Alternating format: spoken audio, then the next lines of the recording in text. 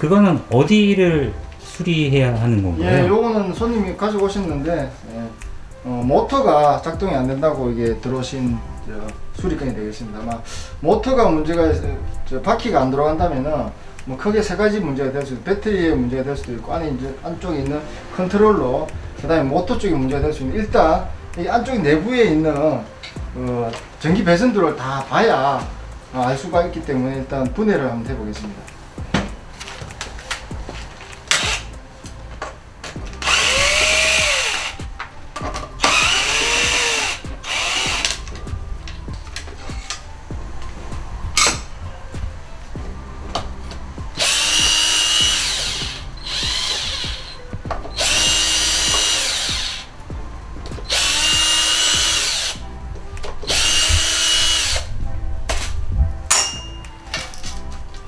이렇게 단체를 분리하면은 이 안쪽에 배터리와 그 다음에 안쪽 내부에 컨트롤러라는 부품이 나옵니다. 그래서 아마 제 생각에 컨트롤러 쪽이 문제가 있으면은 모터 작동이 안 될 수 있기 때문에 이거는 테스트기로 테스트를 해서 그 부품이 문제가 있으면 그 부품을 교체를 하면은 정상적으로 작동이 될 것 같습니다.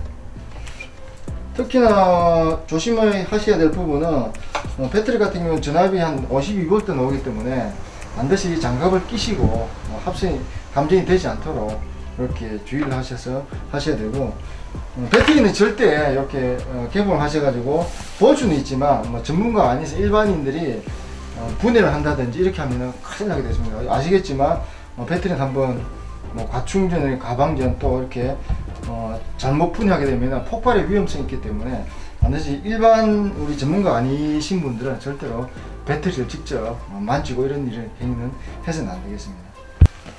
예, 요거는 이제 전기자전거 수리건이 들어왔습니다. 일반 자전거와 다르게 전기자전거는 여기 배터리가 내장이 되어 있고 그리고 모터가 있습니다. 모터가 있고 나머지 이제 배터리와 모터가 되기 때문에 안쪽에 통실할 수 있는 계기판, 속도기가 달려있기 때문에 전자적인 장치를 통실할 수가 있습니다. 크게 가장 고장 많이 나는 부위가 여기 속도기가 나간다든지 그리고 배터리, 모터 그리고 여기 뭐 전조동이라든지 전자장치가 많이 수위가 여기가 들어오게 되어 있습니다. 그래서 지금 이 자전거는 전조동이 나가서 교체를 원해서 오셨고 그 다음에 뒤에 이제 변속 세팅이 자연스럽게 되지 않는다고 해서 같이 들어온 건이 되겠습니다. 이 부분들은 전기적인 부분과 기계적인 부분을 같이 이렇게 수리를 하면 되겠습니다. 그 관리를 할 때, 예. 그 전기자전거 관리할 때 주의사항 좀 알려주세요. 전기자전거는 가장 중요한 게 배터리 관리입니다. 배터리가 아까도 제가 설명을 드렸지만 전동 제품에서 배터리가 한 40% 정도를 차지하고 있습니다. 그래서 배터리 관리가 가장 중요하고요. 그래서 배터리 관리의 핵심은 리튬 이온 전지가 들어가기 때문에 뭐 과충전이라는 것은 한번 충전기를 꽂아 놓고 10시간 이상 계속 충전기를 꽂아 놓는 경우 과충전이라든지 그다음에 과방전 자체적으로 어느 정도 배터리가 소모가 되면은 이 센서 자체에서 전원을 차단하게 되어 있는데 그걸 무시하고 계속 타셔서 과방전을 시키면은 배터리 수명이 엄청나게 수명이 줄어들게 되어 있습니다. 기본적으로 배터리는 한 2년에서 3년 정도 쓰시면은 최초에 처음 사실 때의 효율 한 80% 정도 유지를 합니다. 그래서 가능하면은 배터리를 오래 쓰시고 싶으신 분들은 방전을 시키시면 안 되고 특히 겨울철에 잘 사용하지 않더라도 2, 3주에 한 번씩은 꼭 충전을 해 주셔야 됩니다. 그리고 여름철에는 60도씨 이상 고열이 됐을 때는 폭발 위험성이 있기 때문에 반드시 특히 여름철에 여러분들 차 안에 전기자전거를 두고 내려서 하루 종일 방치한 경우는 아주 위험한 상황이 발생하기 때문에 여름철에 그걸 특히 주의를 해주시고 배터리는 자주 충전하는 게 가장 좋습니다. 그래서 한번 타고 가능하다면은 한번 타고 나서 매일 충전하는 게 가장 배터리를 오랫동안 관리할 수 있는 요령이 되겠습니다. 그래서 절대 뭐 기본적인 생활 방수는 되기 때문에 약간의 비가 올 때 탈 수는 있는데 소나기라든지 완전 비가 올 때 밖에 세워놓는 경우 아주 뭐 전기 부분에 물이 들어가면 합선이 될 수 있기 때문에 그런 부분들은 주의를 해 주셔야 될 것 같습니다. 여름에 펑크가 더 잘 나나요? 아니면 겨울에 펑크가 더 잘 나나요? 여름에 잘 날 수밖에 없는 게 여름에 많이 타기 때문에 잘 납니다. 네, 겨울에는 많이 안 되기 때문에. 그리고 전기자전거가 대부분 사시는 분들이 전기자전거 펑크가 잘 난다고 생각하는데 물론 타이어가 전기자전거 타이어가 따로 있습니다. 더 왜냐하면은 힘을 더 많이 받고 네.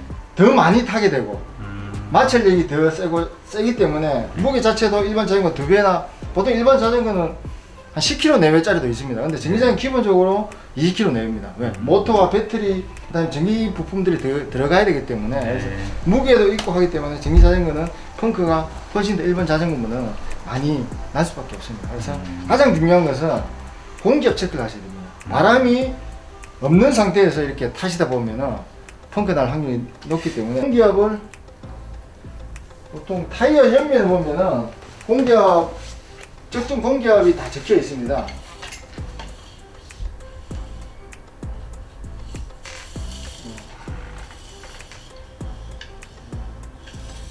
그래서 그 적정 공기압으로 여기는 65ps가 되어 있네요. 그래서 최대 공기압 우리 일반 펌프를 사시면 공기압 게이지가 대부분 나와 있습니다. 그 공기압 게이지를 보시고 이 타이어에 맞는 공기압으로 이렇게 적정 공기압 넣어주시면은 더 오랫동안 탈 수 있습니다. 효율성 면에서 전기 자전거하고 스쿠터하고 어떤 게 좀 더 나은 편인가요? 예, 그거는 이제 저는 뭐 손님들 오시면 그렇게 설명해 줍니다.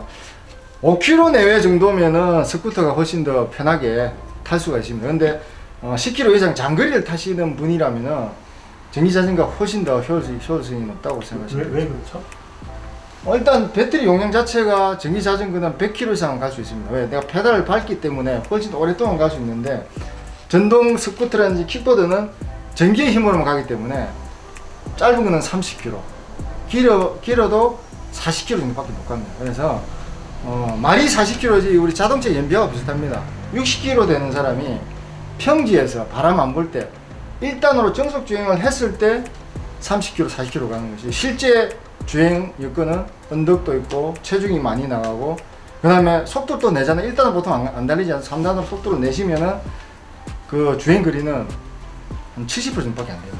그렇기 때문에 실제 30km 하더라도 실제 주행 거리는 20km로 이렇게 보시면 될 것 같아요. 그래서 장거리 10km 이상의 장거리 출퇴근을 하시는 분들은 전기자전거가 훨씬 더 효율성이 있고 가까운 거리 5km 내의 마실용으로 이렇게 운행을 원하시고 휴대성을 따진다면은 전동 킥보드나 그다음에 스쿠터가 훨씬 더 유리하다고 생각하시면 될 것 같습니다. 그래서 자기 라이프 스타일에 맞게 이렇게 제품을 선택하셔가지고 이렇게 타시는 게 후회 없이 오랫동안 전동 모빌리티를 이렇게 이용할 수 있을 것 같습니다.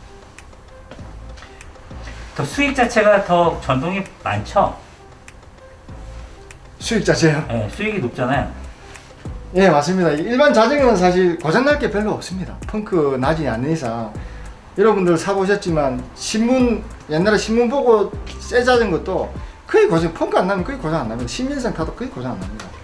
사고가 나지 않는 이상. 근데 이제 전기 전동 부품은 고장날 때가 아무래도 많습니다. 배터리, 계기판, 여기 전자동도 부르셔서 들어올 수 있고요. 그래서 뭐 많은 부분들이 그리고 일반 자전거보다는 부하가 많이 걸리기 때문에 펑크 날 확률도 훨씬 더 높고 그리고 결론적으로 많이 탑니다. 일반 자전거는 내가 힘들어서 처음에는 운동삼아 타지만 한 달 이상 잘 못합니다.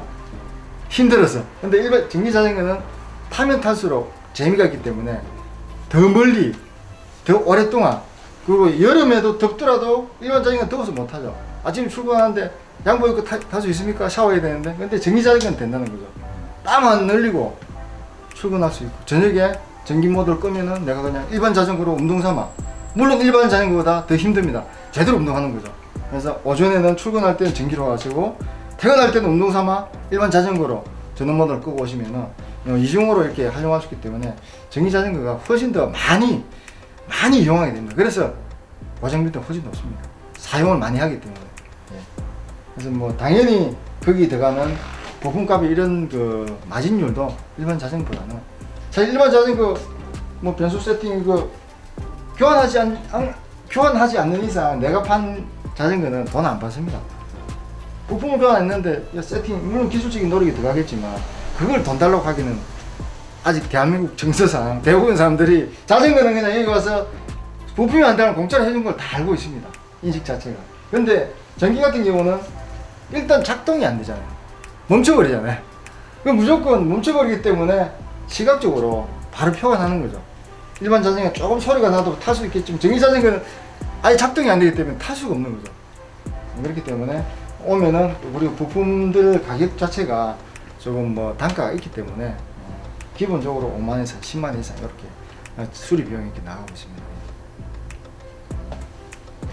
그 구매를 하는 사람들도 네. 사실 온라인에서 사는 것보다 이런 오프라인에서 사는 걸 선호하는 이유가 있을 텐데 네. 그게 이제 지금 방금 전에 말씀하셨던 고장이 났을 때 네. 그런 AS에 대한 담보 네. 그런 것 때문에 이제 직접 와서 구매를 할 텐데 선생님이 보시기에는 선생님 매장에서 사서 계속적으로 선생님한테 AS 받는 경우들이 더 많은가요? 아니면 오프라인 매장에서 이제 사고 그냥 그 수리만 이제 선생님한테 오는 비율이 더 많은가요? 반반이라고 보면 될 것 같습니다. 물론 제 가게에서 사신 분들은 뭐 서울에서 오시는 분도 있고 저기 이천에서 오시는 분도 있고 뭐 용인에서 성남에서 오시는 분도 있는데 가능하면은 뭐 가까운 거리도 있겠지만 가능하면 저희 가게로 오시려고 하는 것 같더라고요. 왜 일단 뭐 믿음이라고 해야 돼. 내가 여기 샀기 때문에 이 가게 가면은 끝까지 아마 그리고 가격도 저렴하게 실제 제가 제 똑같은 이게 표준 정비 가격표를 제가 제시하지만 우리 가게에서 사신 분들은 제가 조금 더 깎아드리고 있습니다. 그게 제가 손님에 대한 약속이기도 하기 때문에 그래서 좀 멀리서 이렇게 오시는 분들은 교통비 쪽으로 조금 더 할인을 해드리고 당연히 저희 가게에 사신 분들 대부분 일로 오시고 저희 가게에 사지 않으신 분들도 온라인 사신 분들도 일단 가까이 가게에 있으면 그쪽으로 다 간다고 생각하면 될 것 같습니다. 그래서 뭐 저도 이제 많이 특히 시즌이 이제 뭐 시작될 때는 뭐 겨울에는 모르겠지만 시즌 시작될 때는 저도 뭐 혼자 하기 때문에 저녁에 할 때는 뭐 1시, 2시까지 하는 경우도 있는데 계속 이렇게 오랫동안 할 수 없기 때문에 주로 일단 제 1차 목표는 저희 가게에서 사신 손님을 우선적으로 이렇게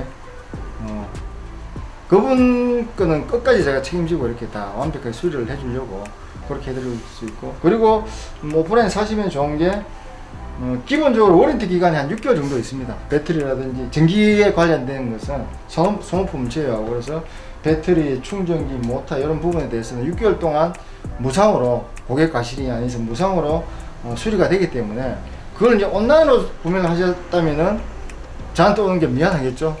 물론 저는 그 공인비를 받아야죠 당연히.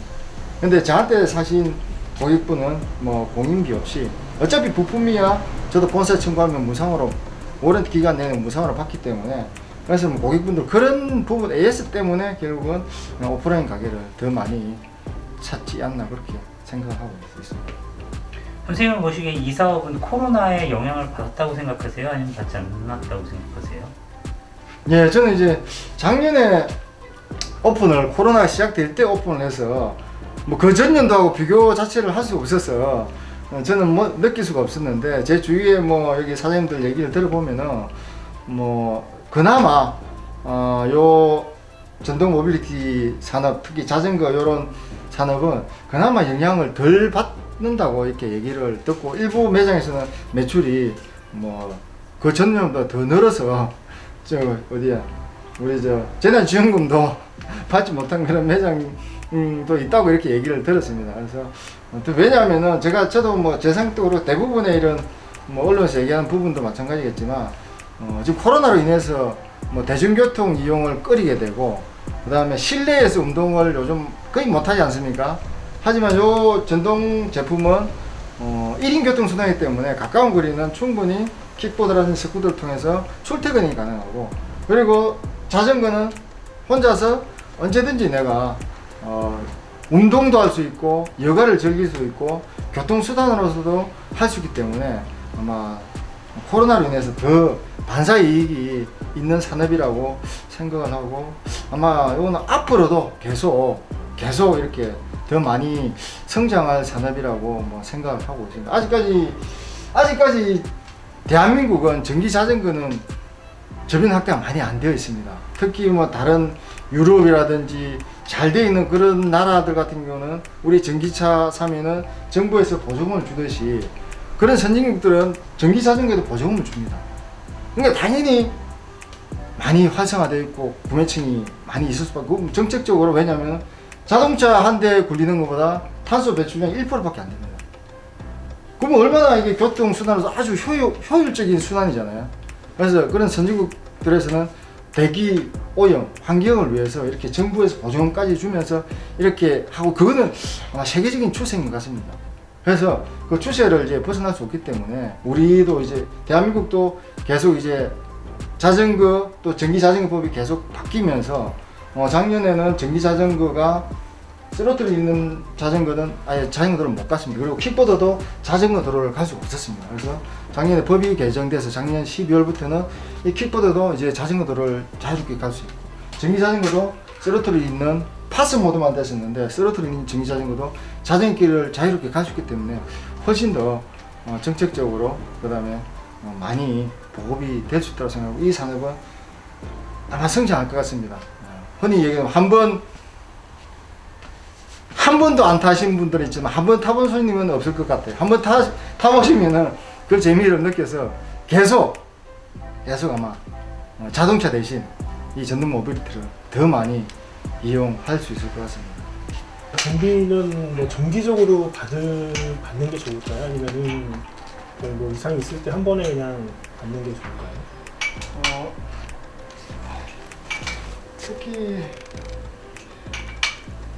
전기 자전거보다는 킥보드가 전기 소요가 많습니다. 그래서 바퀴가 작기 때문에 진동 때문에 훨씬 더 볼트 레벨도 핸들 축부분들이 많이 유격이 생길 수도 있고, 한 달에 한 번 정도는 이렇게 그 매뉴얼은 한 달에 한 번 정도는 꼭 이렇게 볼트라든지 이것도 꼭 점검하라고 되어 있습니다. 그래서 한 달에 한 번 정도 이렇게 체크를 해주시는 게 안전할 것 같습니다. 그럼 자전거는 어느 정도? 뭐 자전거는 한 달에 한 번인데 그나마 이게 덜 풀리기 때문에 한 두세 달에 한 번 정도 이렇게 자전거 체크해 주시면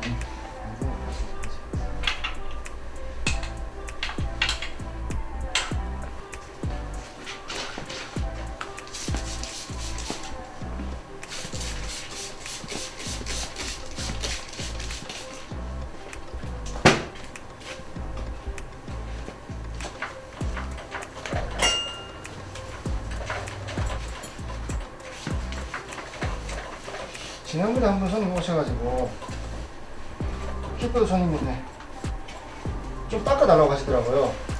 그럼 젊은 사람이 이 꼴은 본인이 닦는 거지 왜 나보고 닦아달라고, 난 수렴해주면 되지. 그렇게 해서 그분이 가고 나서 곰곰이 생각하셔.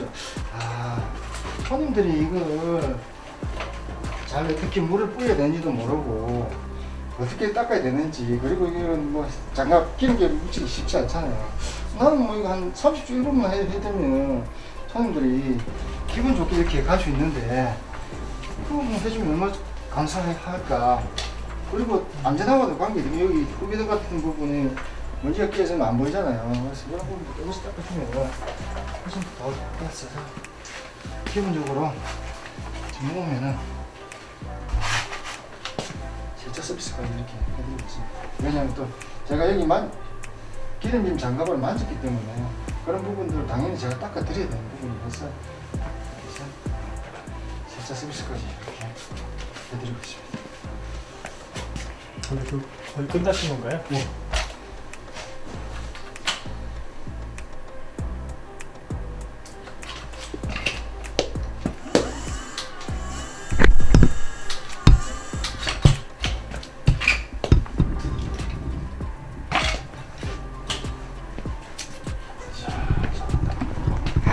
군대에 있으면서 계속 뭐 밖에 분들하고 그리고 시장 상황을 보니까, 그리고 실제 제가 2018년도에 이제 전역을 하고 한 1년 정도 이제 샵에 직원으로 있으면서 보니까 자전거 이제 일반 자전거 시장은 너무 팽창돼 있어서 아시겠지만 여기만 하더라도 반경 5km 내외에 자전거 샵이 10개가 됩니다. 10개 이상 됩니다.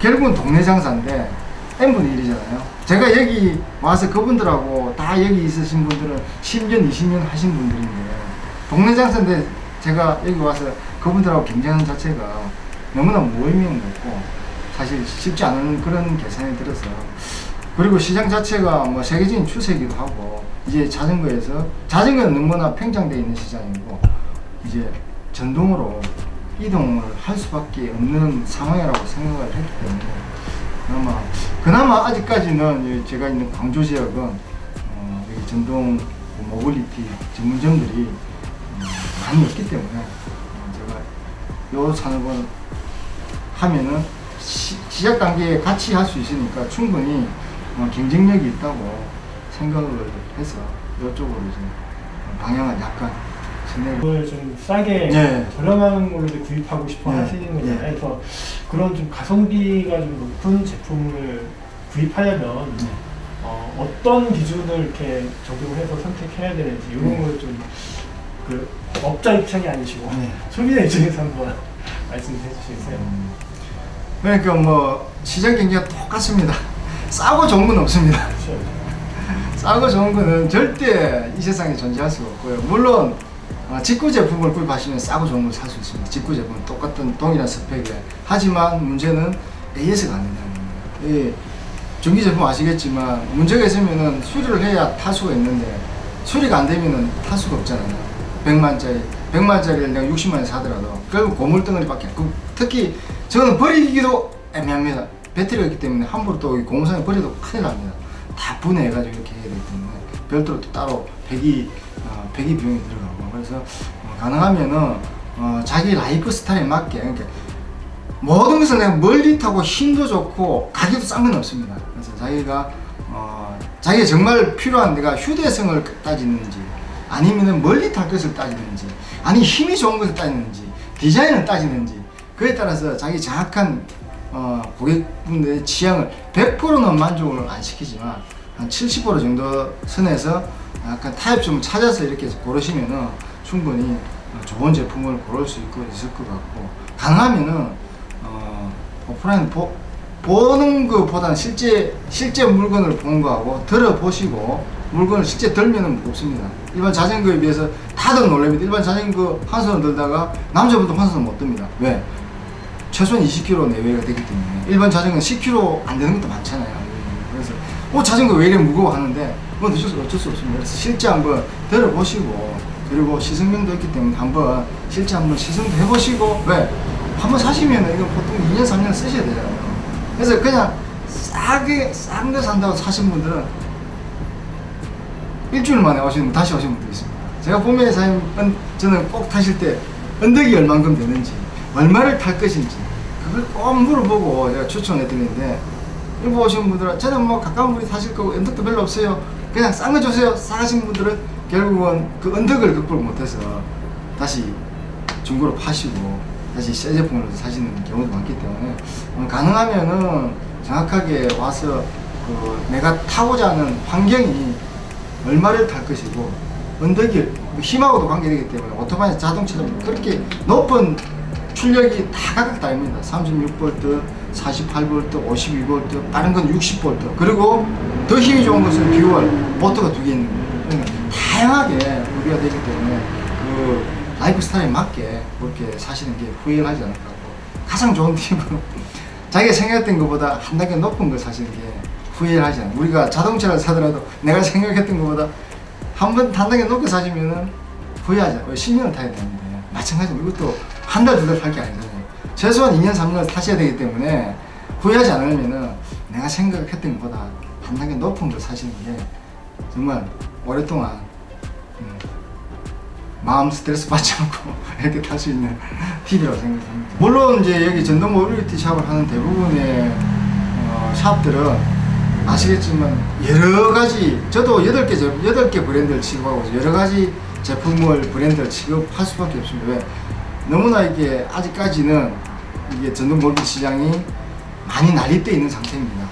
전동 모빌리티를 수입 판매하는 회사가 저도 모를 정도로 엄청나게 많이 있습니다. 50개 이상은 아마 될 것 같습니다. 그래서 여러 가지를 하다 보면은 부품 수급이라든지 이런 부분들은 문제가 있는데, 하나의 주 브랜드를 잡으면은 결국은 그 브랜드를 믿고 오시는 손님들도 많고, 뭐 저도 사실 지금도 전기자전거 같은 경우는 작년도 올해도 마찬가지고 지금 예약 걸리는 손님도 한 달씩 두 달씩 기다리는 손님도 많거든요. 왜? 그 브랜드를 인지도가 높기 때문에, 알고 있기 때문에 미리 성금을 걸어놓고 예약을 하시고 기다리시는 분도 있습니다. 그래서 일단 프랜차이즈 창업을 하면은 처음 하신 분들은 그런 부분에서 왜 수리라든지 부품 수급이라 이런 부분들이 잘 워낙 종류가 많기 때문에 잘 안 될 수가 있는데, 프랜차이즈 창업을 하면 그런 제품 수급이라든지 부품 수급, 수리, 그다음에 AS 이런 부분들이 쉽게 빠르게 될 수 있기 때문에 그게 아마 손님들한테도 만족도를 높일 수 있는 그런 제품이고, 그리고 뭐 이 제품이 일단 결국 뭐 퀄리티 자체도 좋은 제품을 이렇게 갖다 놓을 수 있기 때문에 그 회사의 또 브랜드 이미지가 있기 때문에, 그래서 처음 하신다면은 좋은 브랜드를 선택하는 게 아마 사업을 하는데 한 50%의 성공 확률 그 정도 이상으로 저는 점치고 있습니다. 그래서 처음에 하신다면은 좋은 브랜드를 선택을 해서 가는 게 가장 중요한 그런 사업 전략이라고 생각하고 있습니다. 단점은 뭐 없었을까요? 단점요? 네. 단점은 아무래도 이제 그 브랜드를 결국 매이게 되다 보니까 제가 다른 걸 갖다 놓고 싶더라도 뭐 결국 뭐 회사 브랜드만 있으면 자기 회사 제품을 70% 이상 가야 됩니다. 그리고 무조건 간판을 달아야 됩니다. 간판을 달아야 되고, 그리고 더 좋은 제품이 있어도 쉽게 이제 이 물건을 이렇게 갖다 놓기가, 왜냐면 이 회사 제품을 계속 내가 팔았기 때문에 다른 제품을 갖다 놓으면은 그런 수리라든지 이런 부품 수급 부분에 약간 문제가 있기 때문에 그런 문제점이 좀 있고. 그 프리모나 이런 게 다른 브랜드인 거잖아요. 네. 모토벨로가 메인 브랜드인 네. 거고. 네. 프리모도 여기 근처에 하나 있었다고 그때 말씀 들었던 것 같은데. 네, 제가 사는 동네에 하나 있었습니다. 여기서 한 15km 떨어진 그쪽에 제가 광주 지역이 좀 넓다 보니까 네. 거기 있었는데, 처음에 그쪽에서 1년 정도 하다가 가게를 내놓더라고요. 그래서 그럼 집 가까이서 할까 생각을 했었는데, 뭐 가게 평수도 좀 좁고, 그리고 그쪽 지역이 결국 이제 이게 산이 좀 많아서 이게 아직까지는 이게 전동 제품들이 다니기가 좋은 그런 환경이 아니더라고요. 그래서 그나마 많은 사람들이 접근할 수 있는 지역을 선택해야 될 것 같다고 해서 이렇게 했는데, 지금은 그쪽이 지금 문을 닫고 있는 상태고, 아마 제가 알기로 여기 광주 지역은 주로 한 3군데 정도가 이렇게 전동 모빌리티라면 이제 전동 킥보드, 그다음에 전동 스쿠터, 전기 자전거를 다 이렇게 취급하는 데가 저를 포함해서 한 3군데 정도가 요 시내 쪽에 있는 걸로 좀 알고 있습니다. 그 자기 자사 제품의 70% 이상 이제 보유해야 된다고 아까 말씀하셨는데요. 그 비율을 본인이 뭐 희망하면 조절을 할 수도 있나요? 아니면은 무조건 그 계약 끝날 때까지 뭐 그렇게 가야만 되는 건가요? 그거는 사실 70%라는 기준이 뭐 이게 딱 정할 수는 없는데, 자기들 본사의 정책이 결국은 자기 물건을 다, 저도 알겠지만 같은 가격대에 서로 경쟁이기 때문에 같은 가격대 스펙은 다 비슷합니다. 디자인만 다르고 어떻게 거의 똑같은 것도 있습니다.